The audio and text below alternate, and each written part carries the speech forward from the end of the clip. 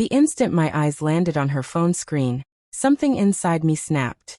My chest grew tight, and for a second, I couldn't even comprehend what I was seeing. The messages blurred together, but the tone, the laughter, the secrecy, the familiarity, cut through me like a blade. My fingers trembled as I scrolled further. Late-night texts. Private jokes I had no clue about. Plans made while I was away, working trusting. This wasn't an accident. Not a fleeting lapse in judgment. It was consistent, deliberate, intimate. And worst of all, it had been going on behind my back for who knows how long. A small part of me clung to the hope that I had misunderstood, that somehow, I was reading it all wrong. But the truth stared back at me with cruel clarity. I had put my faith in her, and she had torn it apart without hesitation. Then I heard her approaching, light footsteps, a laugh escaping her lips as she came through the doorway, eyes glued to her phone. But the moment she looked up and saw me holding it, her expression faltered. Her smile vanished. She hesitated, alarm flickering in her eyes. Maybe it was confusion. Maybe it was guilt. "What's going on?" she asked, voice slow and cautious. I didn't answer right away. I simply raised the phone, letting the screen speak for itself. The glow of the messages lit the room, the silence between us heavy. My throat tightened. When I finally spoke, the words came out cold and flat. "How long?" Her eyes darted to the screen, and I watched her face change. She knew. She opened her mouth, searching for a lie or an excuse, but no words came.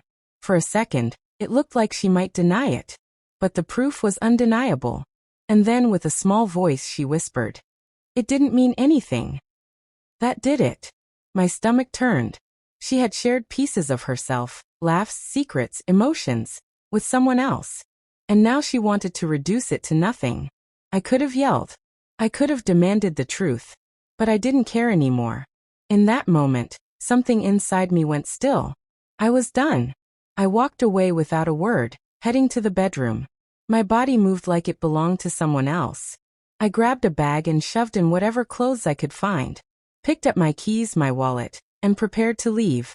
Behind me, her voice began to rise, nervous, desperate. "Wait. Please. Just talk to me. It was a mistake. Don't go like this." I didn't stop packing. Her pleas grew louder, frantic. "We can work through this. I love you. Don't leave."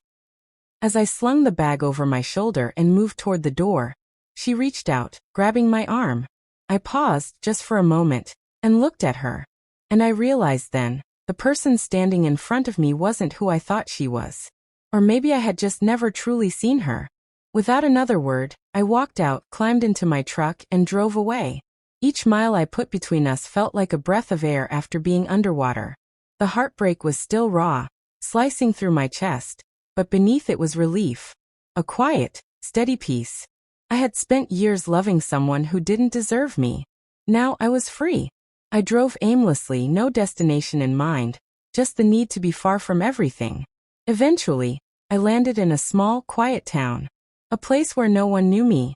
I rented a modest home, found a simple job that required nothing but my presence, and started a new life. For months, I didn't reach out. I didn't answer calls or check messages. I let her words pile up in my voicemail untouched. She had chosen her path. I had chosen mine. Then one evening, as the sun dipped low on the horizon, I pulled into my driveway, and there she was, standing on my porch like a shadow from the past. Her arms wrapped around herself, her face pale and swollen from tears. She looked worn down, hollow.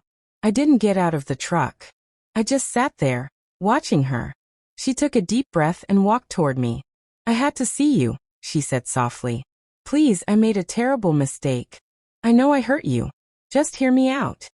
I shook my head. "I don't need to." Tears filled her eyes. At one time, those tears would have shattered me. I would have done anything to make them stop. But now, I felt nothing. Whatever had held us together before, it was gone. She tried to speak again, but I didn't wait to hear more. I stepped past her, unlocked the door, and walked into the house, my life. And I never looked back. So if this story moved you, don't forget to like the video, subscribe to our channel, and hit the bell icon so you never miss a new one.